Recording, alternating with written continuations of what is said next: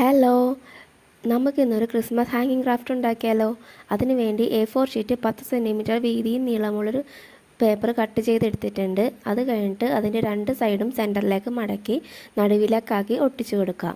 അത് കഴിഞ്ഞിട്ട് നമ്മൾ ഒട്ടിച്ചെടുത്ത പേപ്പർ രണ്ടാക്കി മടക്കി അതിൻ്റെ നടുവിലും പശ തേച്ചിട്ട് ഒട്ടിച്ചു കൊടുക്കാം. അത് കഴിഞ്ഞിട്ട് നമുക്കിതിൽ ഇഷ്ടപ്പെട്ട ഡിസൈൻ വരച്ച് കട്ട് ചെയ്തെടുക്കാം. ഞാൻ ഇങ്ങനെ ഒരു റൗണ്ട് ഷേപ്പിലെ ഡിസൈനും പിന്നെ ഒരു ലവ് ചിഹ്നത്തിൻ്റെ ഡിസൈനുമാണ് വരച്ചു കൊടുക്കുന്നത്.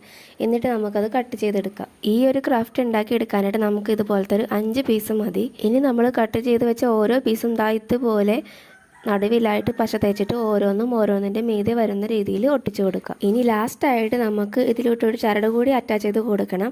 അതിന് വേണ്ടി ലാസ്റ്റ് വരുന്ന പീസിൻ്റെ പുറത്ത് ഒരു പശ തേച്ചിട്ട് നമുക്ക് ഈ ചരട് ഇതിലോട്ട് ഒട്ടിച്ചു കൊടുക്കാം.